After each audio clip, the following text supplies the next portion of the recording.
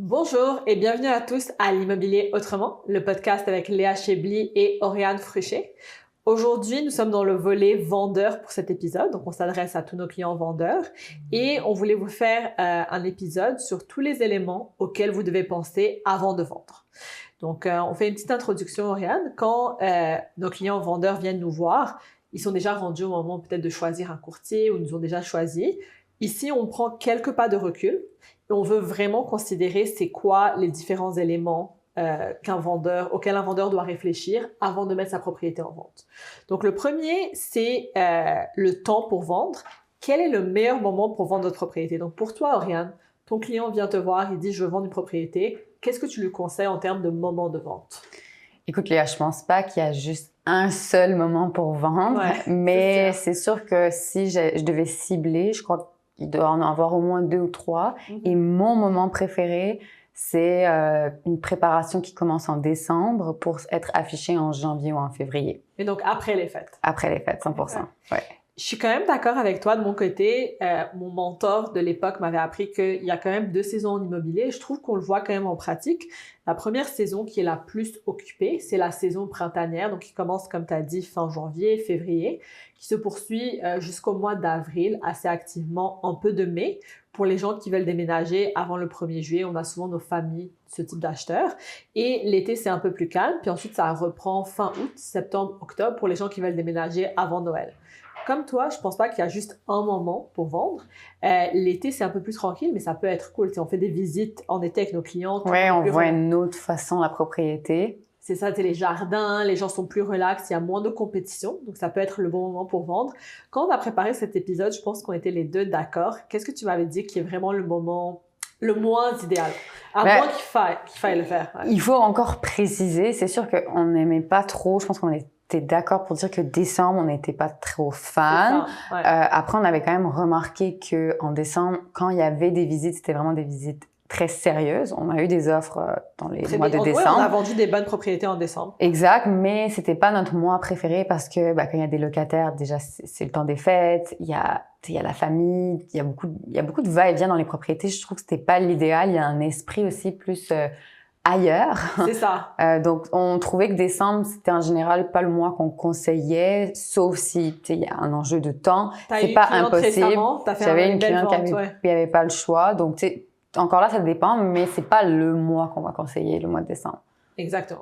Mais s'il faut le faire, tout peut s'arranger. L'autre élément auquel on voulait vous faire réfléchir en tant que vendeur, donc, c'est de considérer les irritants avant la vente. Donc, si vous êtes en copropriété, qu'il y a une cotisation spéciale, si vous êtes dans une maison qui sont en train de refaire votre rue complètement, si c'est possible, ça peut être avantageux de différer de quelques mois votre projet de vente. On ne dit pas d'attendre des années. Je veux dire, quand vous devez vendre, vous devez vendre. Mais si on est capable de passer outre les irritants, je pense que ça peut être quand même utile. De toute façon, le but d'aujourd'hui, c'est vraiment de préciser ce qu'on pense qui est le mieux. Mais des fois, on n'a pas le choix. Et donc, il faut vivre avec ça. Mais nous, ce qu'on veut donner comme information, c'est vraiment l'idéal. L'idéal. Si tu as le temps, si tu peux, quel est l'idéal? Exactement. Donc, on a parlé d'abord du temps pour vendre. Maintenant, le deuxième élément pour nos auditeurs qui pensent à vendre, on va vous mettre un peu au travail. Il faut collecter des documents. Donc, c'est quoi les documents que les vendeurs doivent commencer à préparer lorsqu'ils pensent vendre?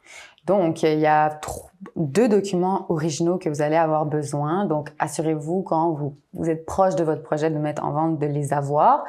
Sinon, ça peut prendre quelques délais pour les commander et il y a des frais. Donc, c'est quoi les documents? C'est le certificat de localisation. Il doit dater de moins de 10 ans ou s'il y a eu des travaux, par exemple une piscine ou un garage, il va falloir en recommander un autre. Donc, ce sont des exemples. Et sinon, si vous avez une copropriété, donc la déclaration de copropriété originale, il va vous la falloir. Et donc, si vous avez des fois, il y a les syndicats horizontaux et verticaux. Donc, des fois, dans ce cas-là, il en faudra 2. Donc, ces documents-là, assurez-vous quand vous êtes prêt à vous engager dans votre projet de vente de les avoir parce que sinon, il y a des délais pour les commander et les avoir. Et des frais. Et des coûts. Et des coûts. Exactement. Je pense que pour le certificat de localisation, ça s'est un peu calmé, mais au haut de la pandémie, tu te rappelles, on l'a vu, genre 2021, 2022, commander un certificat de localisation, ça pouvait prendre 3-4 mois. C'était assez long. Je pense que maintenant, tu pourrais être d'accord avec moi que c'est à peu près 1 mois. 1 mois et demi, exactement. C'est ça que je vois ces temps-ci. Troisième élément, donc encore une fois, j'aime toujours faire un petit, c'est comme dans les recettes, on récapitule, le temps pour vendre, documents à collecter, les délais de vente. Donc j'aimerais en parler un peu avec nos éditeurs en termes de délais de vente, ce que ça implique.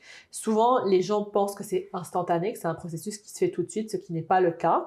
En général, lorsque le marché est quand même actif, lorsque le prix est bon et que le produit est pertinent, on parle d'un délai de vente d'à peu près 3 mois. Donc, c'est-à-dire à peu près 3 mois pour avoir une offre acceptée qui vous satisfasse. Et ensuite, pour signer chez le notaire, ça peut être 1 à 2 mois. Donc, c'est sûr que nous, on conseille d'habitude 4 à 5 mois. C'est-à-dire que si le client vient me voir et me dit « Léa, moi, en juin, je veux signer, prendre mon argent, donner mes clés », il ne faut pas se lister au mois de mai. Il faut se lister 4-5 mois en arrière, donc idéalement dans ta saison préférée en janvier-février. Et donc, est-ce que tu trouves qu'encore aujourd'hui, les vendeurs peut-être sous-estiment ce délai-là avec peut-être tout ce qui s'est passé pendant la pandémie? On a l'impression que c'est une rafale et qu'il y a 15 personnes devant la propriété. Exactement. Je pense que les gens sous-estiment. Puis aussi, je te dirais que la plus grosse mésinformation que je vois, ou même c'est des gens qui ont déjà vendu des propriétés, je pense qu'ils oublient le décalage entre offre et signer chez le notaire. Le plus rapide qu'on peut physiquement faire avec toutes les conditions, c'est vraiment 30 jours. Et souvent, les acheteurs ne veulent pas être aussi pressés que ça. C'est pas rare qu'on voit des 60 jours d'occupation. C'est ce petit décalage que je trouve que les vendeurs oublient souvent. Petite précision, si c'est un achat comptant, ça peut être plus rapide. Ça peut être plus rapide, exactement. Exact. C'est plus le fait d'avoir une hypothèque qui allonge un peu. Je pense 25, c'est faisable, mais effectivement 30 jours. Même là, pour les notaires, c'est une course, c'est une grosse course. Une vraie course. Pour quelques jours. Donc, calculez bien vos délais de vente. Puis de toute façon, on est là pour ça. On est là pour guider nos clients. On leur demande toujours quel est le moment optimal où vous voulez être sorti de la propriété. Puis et là, on arrive à donner le bon temps. À faire un plan. Maintenant, quatrième élément, souvent c'est une question qu'on reçoit beaucoup et je pense que Oriane, tu es encore plus qualifiée que moi parce que tu es notre experte en home staging, mise en valeur immobilière. Quels travaux valent la peine? Donc souvent les clients posent cette question. Qu'est-ce que tu réponds aux vendeurs? Il y a un vrai travail de présentation à faire. Donc, vous pouvez être accompagné. De toute façon, nous, c'est un service qu'on offre. Vous n'avez pas besoin de trop vous casser la tête. On sera là pour vous dire ce qu'il faut faire. Mais sinon, juste pour donner des idées déjà d'emblée, c'est sûr que c'est important d'avoir comme une propriété qui est propre, propriété qui est bien stagée. Si c'est vraiment des travaux que tu me demandes qu'il faut faire. Ouais, qu'est-ce qui vaut la peine? Si tu as le temps, tu sais, c'est toujours aussi cet aspect-là. Mais si tu as le temps, tu fais la peinture, les calfeutrages, tes cuisines, salle de bain, c'est bien. Sabler les planchers. Sabler les planchers si c'est du bois, si c'est pas trop cher, si quelqu'un qui peut t'arranger ça, je pense que ça vaut la peine. C'est tous les petits, tu sais, c'est vraiment un homme à tout faire, là, mais tous les petites choses que vous voyez dans votre propriété, des fois, c'est tout le monde, vous les voyez. Je suis sûre que vous les voyez. C'est des petites choses qui tapent un peu à l'œil. Ou ils les voient même plus. Ça. Ou ils les voient même plus. Mais donc là, on va leur rappeler puis on va leur montrer. Mais c'est que ça vraiment, ça joue sur la première impression. Puis les premières impressions, c'est quand même important. Surtout si vous avez un produit qui est compétitif dans le sens où il y a beaucoup d'autres comme vous. Vous devez, tu sais, toutes ces petites choses-là qui sont pas trop chères à changer, vous devez mettre de l'emphase parce que ça va faire la différence. Il y a des propriétés qui sont louées, qui sont vendues, que c'est pas aussi simple pour les propriétaires de les arranger. Donc vous, si vous pouvez déjà bien vous mettre en avant, si vous avez ce moyen-là, si c'est possible pour vous, faites-le. Nous, de toute façon, on les aide, on vous aide et on vous dit quoi faire. C'est assez clair. Mais je pense que déjà, ça donne une idée juste d'expliquer ça comme ça. Absolument. Puis je veux dire, pour tous nos auditeurs qui nous écoutent, on vous invite vraiment à nous écrire, nous contacter sur les réseaux. On aime vraiment ça. Si vous avez des questions de ce type, quels travaux valent la peine ou non, écrivez-nous. On va être vraiment contente de vous répondre. Moi, je dis toujours à mes clients, c'est l'analyse coût-bénéfice. On veut vraiment s'assurer que le coût qu'ils vont mettre dans les travaux est inférieur à l'augmentation de la valeur de leur propriété. Et ça, c'est vraiment du cas par cas. On va avoir les propriétés. Puis c'est aussi, je pense que tu es d'accord là-dessus, Oriane, ça dépend de la gamme de propriétés. Quand on parle de condos de moins de 10 ans, en général, on parle d'acheteurs qui sont pas très manuels, qui s'attendent à avoir une propriété clé en main, donc tous les petits détails qui vont vraiment irriter. Si on parle d'une maison de 60 ans qui n'a pas été rénovée depuis 40, peut-être qu'on va dire c'est autre chose. Là, on va plus investir dans des images de réalité virtuelle pour montrer ce que ça pourrait être si c'est rénové. Tout à fait. C'est ce que je pense. Donc là, on arrive quand même à la fin de notre petit épisode. Donc, on vous a parlé du meilleur moment pour vendre, les documents à collecter. N'oubliez pas vos délais de vente. Quels travaux valent vraiment la peine d'être faits? Et on voulait conclure avec un point que les vendeurs oublient souvent. qui est quand même important, c'est-à-dire le après. Donc, en général, évidemment, nos clients savent où est-ce qu'ils vont aller. Donc, s'ils vont en location, c'est parfait, c'est très simple. S'ils veulent acheter, Oriane, là, c'est un peu plus complexe. Qu'est-ce que tu réponds à tes clients qui viennent te voir? Ils disent, OK, Oriane, je veux acheter. Je peux acheter sans vendre ma propriété. Qu'est-ce que tu leur conseilles à ces clients?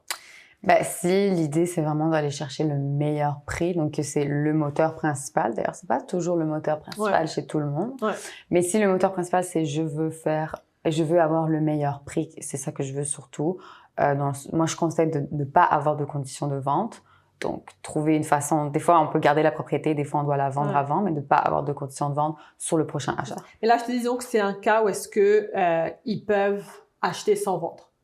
Ils n'ont pas besoin de mettre une conditionnelle. Est-ce que tu leur recommanderais d'acheter d'abord ou de vendre d'abord? Non, je leur recommanderais de vendre d'abord. Et donc, toi, Léa, qu'est-ce que tu conseilles donc, dans le cas d'un vendeur qui doit vendre sa propriété pour en acheter une autre? C'est quoi le scénario idéal? Qu'est-ce que tu conseilles? Qu'est-ce qu'il y a à faire ou ne pas faire? En fait, c'est vraiment une bonne question parce que c'est souvent la situation de beaucoup de personnes. Je te dirais que la chose que je veux vraiment éviter, que je pense que c'est pas idéal, c'est ce qu'on appelle l'offre conditionnelle. Donc, c'est possible de faire une offre sur votre future propriété en mettant une condition de vente de votre propre propriété pour pouvoir utiliser l'argent pour votre nouvel achat. Pourquoi je le recommande pas? Parce que je trouve que vous risquez d'être perdant sur deux éléments. Premièrement, votre achat, le vendeur de la propriété que vous souhaitez acquérir, c'est sûr qu'il va vous faire payer plus cher pour cette condition de vente. Pensez-y. Pendant 2 à 3 mois, vous voulez qu'il vous réserve un peu sa propriété, elle peut pas être considérée comme vendue, il ne sait pas si vous allez réussir à vendre la vôtre. Donc, c'est sûr que vous allez payer plus cher que si vous n'aviez pas la condition de vente. Et deuxièmement, je pense que sur votre propre vente, vous allez sans doute toucher moins d'argent parce que vous allez quand même être pressé de vendre afin de sécuriser votre achat. Donc, en résumé, je pense que je me suis un peu, on a été dans plusieurs directions, mais en résumé, c'est toujours mieux de vendre sa propriété, prendre l'argent, aller en location si possible, chez de la famille, ça dépend vraiment des circonstances, et de se concentrer sur son achat sans condition de vente de sa propriété. Et donc, est-ce que tu dirais donc ça, c'est la meilleure méthode pour avoir en fait le plus d'argent dans ses poches? C'est vraiment l'option que tu prends quand c'est dans un but financier primaire. Exactement, et j'aime vraiment le fait que tu as souligné ça parce que oui, c'est pour un meilleur résultat financier, mais je pense que tu l'as dit soit ici, soit dans un autre de nos podcasts, peut-être nos auditeurs se souviennent, des fois, les finances ne sont pas le seul moteur. Donc, si vous avez des jeunes enfants, si vous avez une situation plus spécifique, des fois, le confort ou la facilité ou le fait de ne pas déménager prime sur le besoin financier. Exactement. Ouais. Donc, ça va vraiment dépendre des circonstances. Mais oui, si l'objectif, puis c'est souvent celui-là de nos clients, pas toujours, mais souvent, est d'avoir le meilleur résultat financier, alors je recommande de ne pas avoir de conditions de vente.